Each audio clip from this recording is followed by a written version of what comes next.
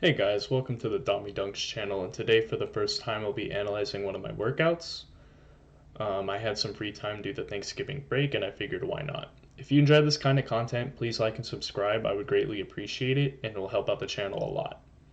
And with that being said, let's get right into the video. So before I actually play the video, I want to explain just a little bit of what 531 is just quickly, just for people who don't know.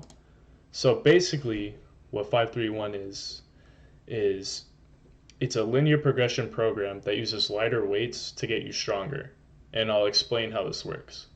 So the first thing you need to do when you do 531 is you need to know your one rep max. And there's many ways you can test this. You can test it by using a weight that you think you can handle that's close, like maybe 80% of what you think your one rep max is, and try and see how many reps you can get of that. And then you can put it into a strength level calculator or do your own sort of calculation, which there's a whole bunch of ways you can figure out your one rep max. But that's usually the safest way, is use like a lighter weight that you know is like 80% of your max that you think your max is, or you do it the good old fashioned way and just test what your max is. So basically you get that one rep max once you figure out what that is. Sorry, my writing's pretty bad, but so let's just say your one rep max is 135.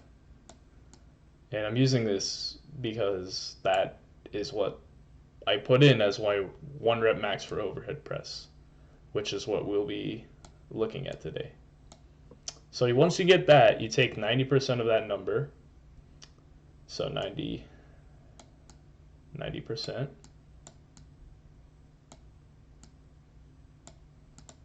Which is like, it's like 122. So in my spreadsheet that I have for this, it rounds down. So it takes it sees 122 or 123 and it puts it at 120. It'll only go up higher if it's like 124 point something, then it'll go up to 5. So mine's even lower. Mine's maybe a bit lower than that. It doesn't really matter. It's just your training max. So this is your training max. So this is what you're saying is 90% of your one rep max. So basically these percentages here for, let me actually get this out of your way. Oh God. There we go. So we can see this, the weeks. So basically you see how it's 65, 75, 85. That's of 90% of your one rep max, not of your one rep max. So you have to keep this in mind so that you're not going too heavy and you burn out. And that's the point of 531, is to let you train at lighter weights and allow you to get stronger, which for a lot of people it's a great program because there's people that don't have time. There's people that aren't really into powerlifting. They just want to be strong and be in good shape, and this is great for them. And there's people like me who I honestly love training heavy. I love doing hard powerlifting type of training, but at the end of the day, it leaves me way too fried to do any jump training. So this is what I'm using for now while I'm working mostly on my jumping. And maybe there'll be a period where I go into like really heavy, like just crazy stuff. But right now I'm just trying to maintain and build on strength that I have right now, and because I don't want to let it go, so that doesn't help me. So basically it goes, the first week you do 65% for 5. These really don't matter. These sets, honestly, I don't even need to say anything. All I need to say is these percentages, first two sets, are basically just warm-up sets. So normally I do a warm-up before. Oh, and another thing I should mention, this is God damn it, what is this? This is a deload week.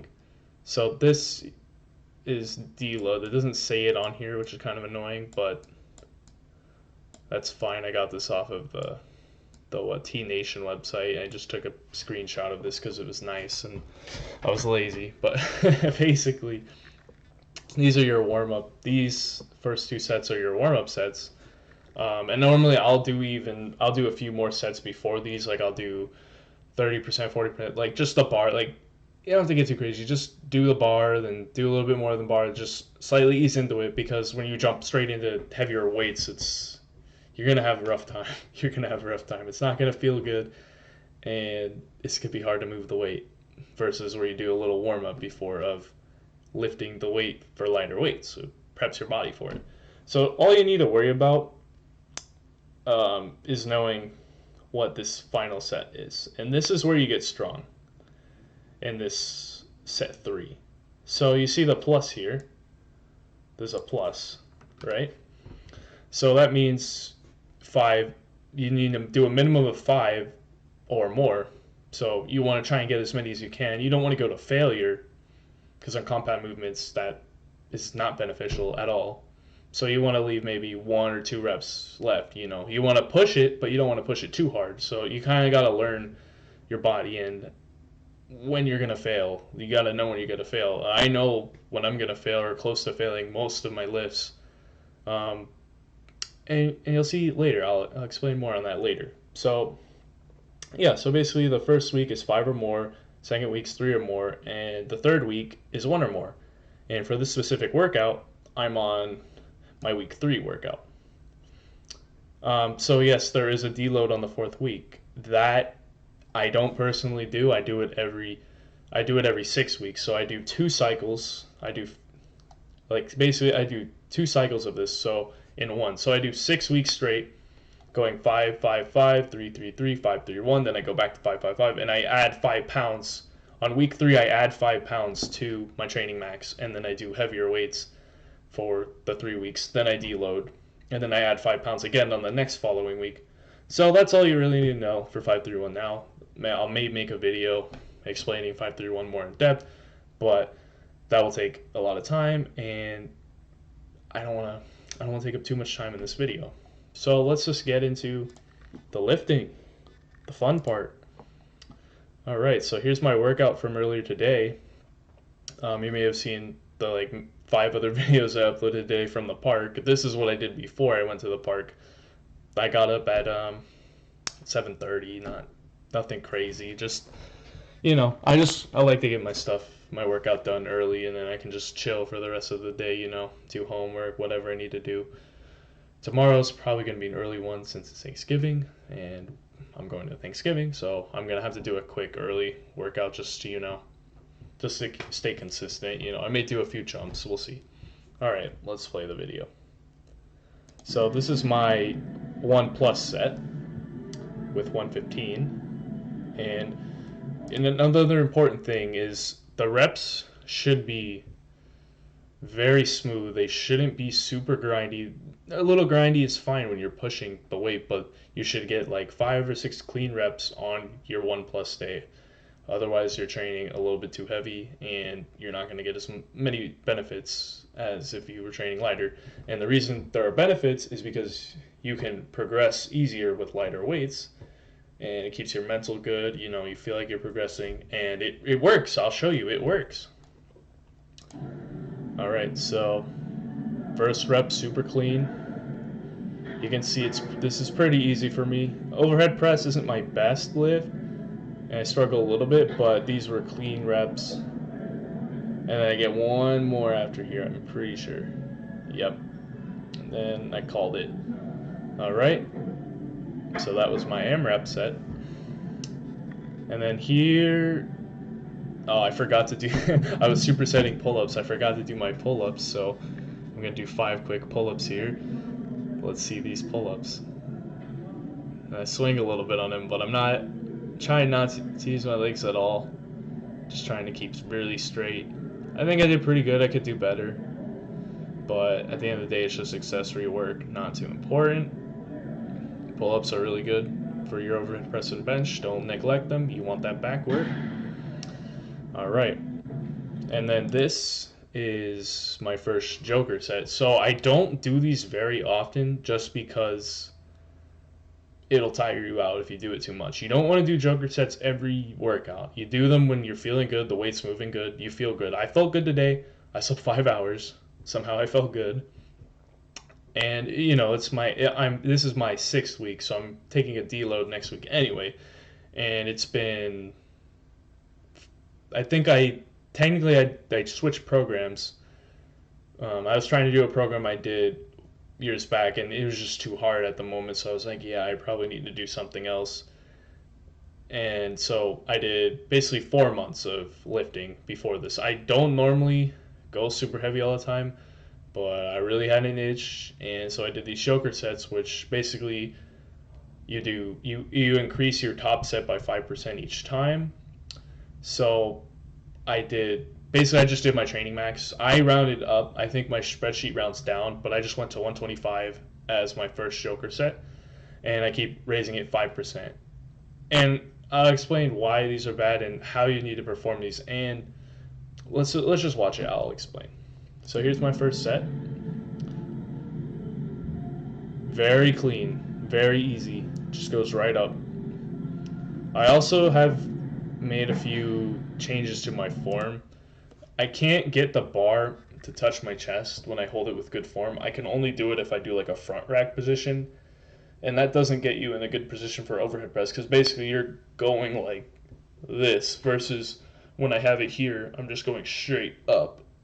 And I kept getting like neck pain and stuff because it was bad form, so I had to lighten the weight, change the form, and get back to working. So here's my second choker set, 130 pounds. And it's a little grindy, but it goes straight up. That's how overhead press is, though. Overhead press is a little bit grindy. It's just the nature of the lift. And here's my third choker set, 135 pounds. A little grindy, but it was way cleaner than I expected. So I tried to go for another one. And this is where I messed up. So this is why I think sometimes it's good to round down. So when I put in 5% more of when I basically did the percentage of my max, it said 143.7. So I rounded up to 145. But this is a mistake. And with choker sets, you don't want to fail. You don't want to fail the reps, otherwise you messed up. But I knew I could get 140. I knew I could get 140, so I'll show you. I know I can get this, but I backed out. I backed out just because it was going to be too grindy, and you don't want grindy reps. I failed, so I failed it.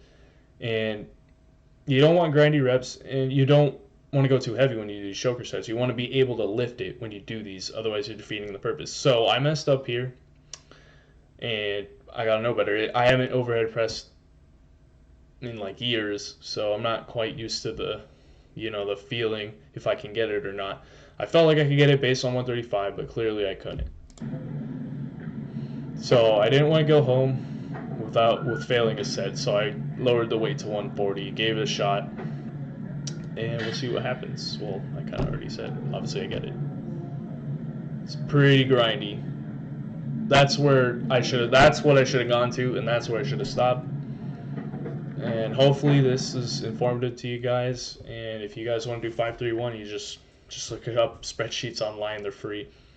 That's it. If you guys like this kind of video, let me know, and I'll try and do more of them. It's basically just a time issue. I don't have a lot of time, and I don't have time to sit and just talk all the time. But if you guys really enjoy these, I'll consider finding time to making videos like these.